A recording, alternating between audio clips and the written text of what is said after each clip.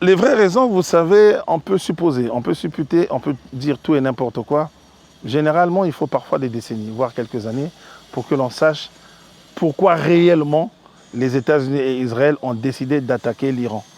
Mais avec le recul, on sait. L'Iran, c'est un très grand pays pétrolier, depuis plusieurs années. Et j'invite nos téléspectateurs à aller vers l'année 1953. En 1953, les Iraniens étaient une monarchie. L'Iran était dirigé par une sorte d'empereur, eux ils disent le Shah, Reza Pahlavi. Et il va finir par nommer un premier ministre appelé Mohamed Mossadegh, un grand nationaliste. Ce monsieur, se rendant compte que les Occidentaux volent le pétrole de l'Iran, va décider de nationaliser le pétrole iranien. Les Occidentaux ne l'acceptent pas. La CIA du côté des États-Unis et le MI5 du côté des Britanniques. Ils ont décidé de mettre cet homme en prison en le faisant passer pour fou. Et les Iraniens, effectivement, qui étaient à la botte des Occidentaux, l'ont mis de côté. Mossadegh est un héros jusqu'aujourd'hui. Bien qu'il soit mort il y a plusieurs décennies, c'est un héros. Et le pétrole iranien, le gaz iranien ont toujours été des objets de convoitise de la part de l'Occident. De 53 jusqu'à 79, les Occidentaux se sont servis, ils ont fait ce qu'ils voulaient et autres. Et malheureusement, pour eux, heureusement pour les Iraniens, il y a un monsieur qui va faire la révolution depuis la France, l'ayatollah Khomeini. Il vivait en France. Les gens n'en parlent pas, c'est à North-le-Château.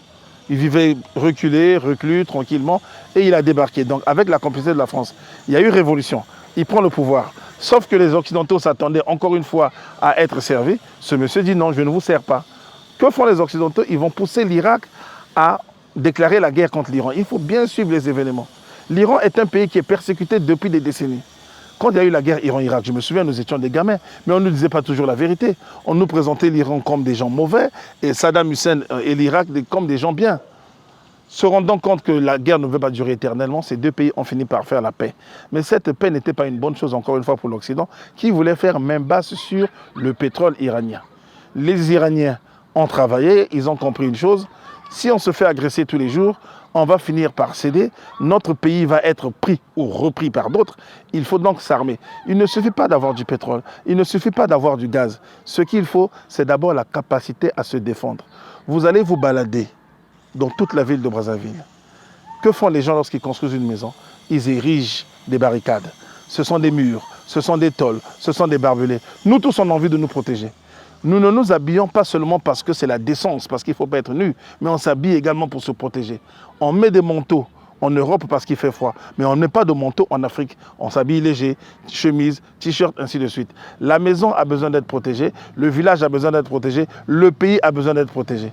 Et l'Irak a travaillé donc sur un programme militaire très sérieux, très poussé, en formant des centaines, des milliers, des dizaines de milliers et des centaines de milliers d'ingénieurs. C'est le pays qui, par tête d'habitant pour les femmes, produit le plus d'ingénieurs. Aucun pays ne produit autant d'ingénieurs par tête d'habitant que l'Iran.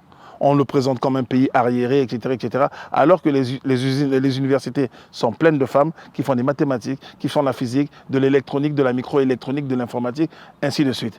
Et les Américains ont profité encore de l'occasion pour dire l'Iran a un programme nucléaire pour préparer la bombe atomique. Mais on peut faire une pause à ce niveau. Les États-Unis, une bombe atomique, ils ont demandé l'autorisation à qui? La France, ils ont demandé l'autorisation à qui? L'Angleterre, la Russie aujourd'hui, l'URSS hier, la Chine, l'Inde, le Pakistan et Israël. Ça fait 8 pays. On ajoute la Corée du Nord, 9.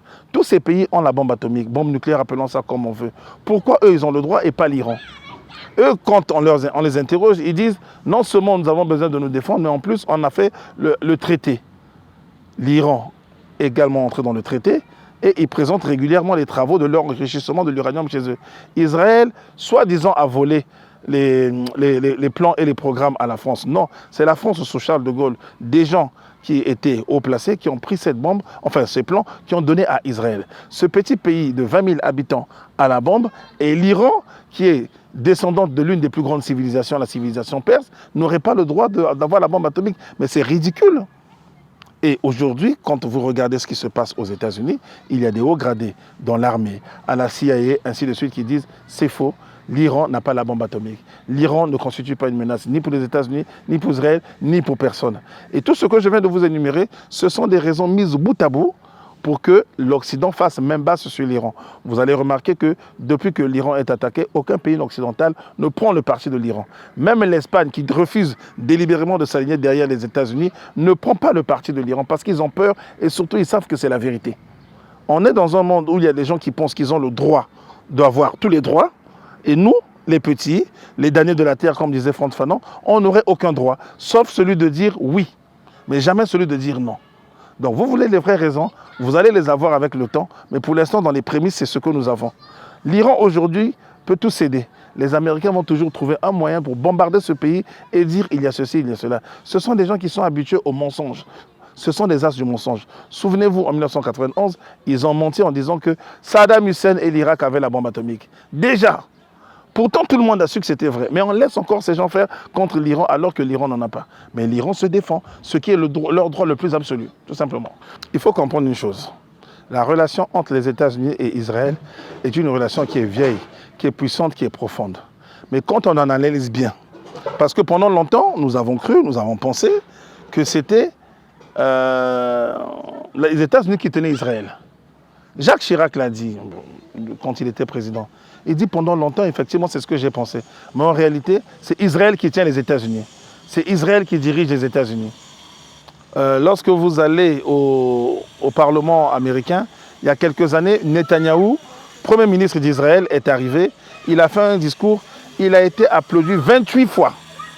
Cherchez de mémoire d'homme, je ne sais pas si dans un parlement, on va dire national, a déjà applaudi un chef d'État étranger ou un dignitaire étranger 28 fois. Je pense que ça ne s'est jamais produit. Même Barack Obama, qui avait fait un discours le même jour, n'avait pas été autant applaudi. Il avait été applaudi une fois, c'est tout. Pourquoi? Parce qu'il y a ce qu'on appelle le lobby israélien, le lobby juif, appelons ça comme on veut, qui a infiltré les organes de décision des États-Unis. De telle sorte que, à chaque fois que les États-Unis veulent faire quelque chose, on pose une question. Est-ce que c'est bon ou mauvais pour Israël? Si c'est bon, on fait. Si c'est mauvais, on arrête. Si c'est ni bon ni mauvais, faites ce que vous voulez. En réalité, ce sont les Israéliens qui tiennent les États-Unis. Et il y a autre chose, c'est un fait qui est nouveau. Il y a un monsieur qui est décédé il n'y a pas longtemps, Jeffrey Epstein, qui était à la tête d'un réseau très important de pédocriminels. Il faut dire les choses telles qu'elles sont. Quand on dit pédo, c'est les enfants. Là, ce ne sont pas des adultes qui s'enferment dans des chambres ou dans des hôtels, qui font ce qu'ils veulent. Ce sont des adultes avec des enfants. Et visiblement, il y a des dirigeants occidentaux en très grande quantité qui sont impliqués là-dedans. Et certains sont donc obligés de céder parce qu'ils savent que Israël détient des dossiers sur eux. Des vidéos, des audios, des documents écrits, ainsi de suite. Dans ces conditions, il est très difficile de dire non à Israël. Malheureusement pour ces deux, pour ce couple, l'Iran se défend, et l'Iran se défend même très bien, parce que visiblement c'est une défaite d'Israël et des États-Unis et une victoire de l'Iran. Ceux que vous appelez les États arabes tout autour ne sont pas les alliés de l'Iran. Ils ont une religion en commun, l'islam. Mais l'islam est divisé en deux grands courants. Pour faire simple, il y a les chiites et il y a les sunnites. La majorité de ces gens tout autour de l'Iran, ce sont des sunnites. Et pour faire simple, les sunnites ils détestent cordialement les chiites qui le leur rendent bien. Donc, quand l'Iran est attaqué, ces gens oublient, font semblant d'oublier que les autres sont musulmans, mais ils sont contents. Ils veulent voir un Iran affaibli, parce qu'ils savent que si l'Iran se lève, on met les États-Unis de côté, on met Israël de côté, l'Iran va raser tous ces pays en quelques jours. Je n'ai pas dit en quelques mois, mais en quelques jours. Les Iraniens disposent d'une technologie, d'un armement que personne d'autre dans la sous-région n'a. Pourquoi ils attaquent? Mais tous ces pays ont des bases américaines chez eux. Quand on attaque l'Iran, d'où partent les tirs? D'où partent les bombes? D'où partent les missiles? Certains partent de ces pays. Oman, Dubaï, le Qatar, les Émirats arabes unis, l'Arabie saoudite, etc., qui avaient accepté de loger des bases américaines chez eux. Et ça aussi, c'est une leçon très importante à tirer pour les Africains. N'acceptez jamais une base militaire d'un pays qui est plus fort que vous. N'acceptez jamais. Ou ces gens vont faire de vous leur colonie, ou bien le jour où ces gens seront attaqués, vous serez aussi attaqués. S'il y a une base américaine ici au Congo et que le Congo suive délibérément les Américains et que l'Iran a la capacité de bombarder ici, nous on n'aura plus que nos yeux pour pleurer. Donc l'Iran ne peut pas être l'allié de ces gens-là. L'Iran pourrait être leur allié si eux se débarrassent des bases militaires américaines, décident de faire copain, ami avec eux, oui, voilà. L'attitude de la France est très compréhensible. La France est un vassal des États-Unis. Il y a plusieurs années, un diplomate britannique avait eu une formule très belle, mais sous l'anonymat, il ne voulait pas donner son nom. Il avait dit Quand les États-Unis nous demandent de sauter, nous ne demandons pas pourquoi. Tout ce que nous demandons, c'est à quelle hauteur. Voilà, c'est tout. Et ça, c'est très profond. L'Occident, en général, est comme ça vis-à-vis des États-Unis. Ils ont peur des États-Unis. Pourtant, les Occidentaux, si on met à part les Indiens et les Africains, donc ce qu'on appelle les Africains américains, tous les Occidentaux, enfin tous les Blancs qui sont aux États-Unis, naturellement viennent d'Europe. C'est des gens qui sont de la même famille, ce sont des cousins, des Allemands, des Français, des Espagnols, des Portugais, des Anglais, des Irlandais. Mais aujourd'hui, donc ceux qui sont partis et qui ont formé de nouvelles familles sont devenus comme les grands frères ou les papas de ceux qui sont restés. Et c'est eux qui décident. Il y a quelques années, on a appris que la CIA espionnait tous les dirigeants occidentaux. Ils n'ont rien dit, ils ont juste murmuré. Ah, ce n'est pas bien ce que vous faites. Ça s'est arrêté là. Donc ne comptez pas sur la France pour dire quoi que ce soit de négatif vis-à-vis des États-Unis. Sauf quand il y a des dirigeants courageux comme Jacques Chirac, Lionel Jospin ou Dominique de Villepin. Par le passé, ils ont montré qu'ils étaient des hommes, des vrais. Mais ceux qui sont là ne le sont pas. Ce sont des gens qui se couchent devant les États-Unis à chaque fois qu'on décide. La Chine, par contre, cette guerre est une opportunité pour elle. Parce que la Chine, depuis Mao, l'objectif c'était d'être les plus grands au monde. On a élevé les Chinois pour qu'ils soient les plus grands au monde. C'est vrai, les États-Unis sont là-bas, mais nous irons là-bas et nous allons dépasser. C'est vrai, l'URSS est là-bas, nous irons là-bas et nous allons dépasser. L'enfant chinois, depuis des décennies, pour ne pas dire des centaines d'années ou des millénaires, est élevé dans ce sens. Ils savent qu'ils ont été occupés par le Japon. La guerre de l'opium, ils ont subi, c'est les Anglais qui leur ont provoqué ça. On a forcé les Chinois à devenir chrétiens. On a d'abord créé une famine et on a amené le riz, on a apporté le riz, on a dit celui qui aura un bol de riz, il devient chrétien. Celui qui refuse, il n'aura pas le bol de riz. Les Chinois ont vécu toutes ces frustrations. Et vous allez demander à n'importe quel Chinois, il vous dira, on peut faire des affaires avec le Japon, mais on n'a pas à devenir amis, on n'a pas à devenir copains. Ils nous ont fait trop souffrir. Et allez faire des recherches, le massacre de Nanjing, le massacre de Nankin en 1937. Ils ont massacré les Chinois et les Chinoises d'une façon effroyable. Résultat, aujourd'hui, la Chine, c'est une opportunité. La Chine aide discrètement l'Iran par des armes, par le renseignement militaire, par l'espace, ainsi de suite. Et n'oubliez pas, il y a une chose dont on ne parle quasiment pas en Afrique. Les transactions financières dans le monde, en général, c'est en dollars. L'Iran a imposé, pour ceux qui veulent passer désormais par le détroit d'Ormuz, de payer une taxe. Et cette taxe doit être payée en yuan. Et celui qui veut acheter aujourd'hui le pétrole iranien le paye en yuan. Ce qui signifie quelque part la mort du dollar. Et si on tue le dollar, c'est les États-Unis qui sont frappés. Ils auront du mal à s'en relever. Donc, la Chine a tout intérêt à ne pas dire officiellement les États-Unis, c'est pas bien ce que vous faites. Tout ce que la Chine doit faire, c'est appeler à la désescalade, arrêter la guerre. La guerre, ce n'est pas une bonne chose et tout. Mais dans les coulisses, ils feront du business avec les Iraniens. Et c'est une très bonne chose pour eux. Alors, dans les médias, non. Dans les médias, non. Pourquoi? Parce que nous avons un business modèle qui n'est pas bon. C'est une économie extravertie. Toutes nos matières premières, quasiment, nous les exportons de façon brute. Et comme il y a beaucoup de raffineries de pétrole et de gaz qui, en Afrique, ne fonctionnent pas bien, nous importons encore du gaz raffiné et du pétrole raffiné. Ce qui nous coûte encore beaucoup plus cher. Mais qui nous vend ça? Ce sont les mêmes qui sont pénalisés par le passage au niveau de ce détroit. Ce qui signifie que ce même pétrole et ce même gaz va nous revenir plus cher. Ne soyons pas surpris, peut-être dans quelques mois, pour l'instant ça va encore, peut-être dans quelques mois, si les choses se maintiennent ainsi, de voir que le pétrole à la pompe, le pétrole, le gazole et tout ça, coûte beaucoup plus cher, mais également le pétrole lampant. Il y a aussi le gaz que nous consommons, le gaz butane et autres, le méthane, le propane, ainsi de suite. Donc, dans les semaines ou les mois qui vont venir, la nouvelle est mauvaise.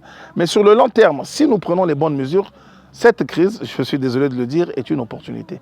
Les Chinois ont saisi cette opportunité, à nous de saisir cette opportunité. En faisant comment? 1. Listons nos raffineries en Afrique, nous en avons combien? 2. Disons la vérité, pourquoi ces raffineries ne marchent pas? Or, on sait qu'en Afrique, beaucoup de raffineries sont en panne de façon volontaire. Parce que lorsqu'on importe le pétrole, on importe le gaz, il y a des gens dans la chaîne d'importation qui sont les dirigeants de nos différents pays, mais qui gagnent de l'argent là-dedans. Donc, ayons le courage de dire combien de raffineries on a, lesquelles sont en panne, comment les relancer et surtout transformer tout notre pétrole localement. Il faut savoir que si on fait ça, c'est une déclaration de guerre vis-à-vis de l'Occident. Parce que les compagnies pétrolières qu'on appelle les majors, qui sont en Afrique, n'accepteront pas ça aussi facilement. Ce sont des gens qui gagnent énormément d'argent. Il n'y a pas de secret. Les Africains en général ne savent pas combien de barils quittent leur port. Ils ne savent pas, il faut dire les choses telles qu'elles sont. Il ne faut pas se raconter des histoires. Lorsque les Africains veulent aller en offshore pour savoir qu'est-ce qui sort, les Occidentaux bloquent la route. Ça s'est vu, ça se voit et ça se verra encore. Donc voilà deux types de conséquences. Pour le consommateur lambda, c'est une difficulté, mais nos États, si on fait les réformes qu'il faut, c'est une bonne chose. Mais ce n'est pas du jour au lendemain, c'est quelque chose, plusieurs mois, et il faut que ça soit pérennisé. Mais ça va nous pousser aussi à revoir nos contrats avec les Occidentaux à ce niveau. Parce que ça ne se fait pas comme ça, ce n'est pas comme vous prenez un domestique ou une dame de ménage. Lundi, tu travailles chez moi, mercredi, tu as volé mes habits, tu es dehors. Ça ne se passe pas comme ça. Ce sont des gros contrats avec des grandes sociétés, des grands cabinets d'avocats qui les scrutent, et ainsi de suite. On passe par des notaires pour signer des contrats avec ces gens. Il y a des pays comme l'Australie qui ont des grandes sociétés minières, le Canada et tout. Ce n'est pas des gens qu'on met à la porte comme ça du jour au lendemain. Donc voilà un peu en parlant des conséquences. Mais sinon, pour moi, la conséquence la plus importante, elle est morale. Jusqu'à il n'y a pas très longtemps, je discutais avec des gens qui disaient l'Amérique est trop puissante, personne ne se levait devant l'Amérique. L'Amérique est trop puissante. Surtout les Christian born again, les chrétiens de nos nouveaux. Parce que les chrétiens de nos nouveaux, eux, ils ne jurent que par l'Amérique. C'est comme ça, ils jurent que par l'Amérique. J'ai essayé depuis 5-10 ans de poster dans certains groupes quelques éléments qui indiquent que les États-Unis sont en train de chuter. Les gens disaient, tu arrêtes, les États-Unis ne peuvent pas chuter. Là, les États-Unis sont vaincus. Les Africains comprennent que les États-Unis ne gagnent des guerres que dans les films.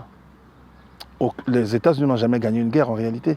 C'est dans les films qu'ils gagnent les guerres. Là, c'est l'Iran, un pays de 93 millions d'habitants, présenté comme pays pauvre, présenté comme pays arriéré, qui est en train de battre les États-Unis, 324 millions d'habitants, et Israël, quelques poussières de millions d'habitants. Ça, c'est une conséquence, pour moi, c'est la conséquence la plus importante, parce que tout ce que nous faisons dans la vie est d'abord psychologique, c'est d'abord moral. L'Africain peut ouvrir les yeux en se disant, mais si l'Iran a réussi à les battre, nous aussi on peut le faire. Mais ce n'est pas du jour au lendemain, ce n'est pas en priant, c'est en travaillant, en formant des ingénieurs, en formant des docteurs, ainsi de suite. Lorsque vous allez regarder les CV des gardiens de la Révolution, les CV de ceux qui dirigent l'Iran, excusez-moi, mais nous en Afrique, on devrait se taire. On devrait se taire avec nos prétendus doctorats, où tout le monde est intellectuel, à chaque coin de rue, il y a un prix Nobel, ainsi de suite. On devrait se taire et apprendre. Pourquoi pas demain, dans 5-10 ans, quand il y aura la calmie, envoyer des centaines de jeunes en Iran pour apprendre l'ingénierie. Au lieu d'aller apprendre l'histoire de la Première Guerre mondiale, au lieu d'aller apprendre l'histoire de Louis XIV, des choses qui ne nous rapportent strictement rien. Je dis bien strictement rien. Aussi bien moralement, psychologiquement, financièrement, économiquement, il n'y a rien du tout. Alors qu'il y a l'Iran qui est là, qui est une puissance. Et pour moi, elle sort même du cadre de puissance moyenne. C'est devenu véritablement une puissance.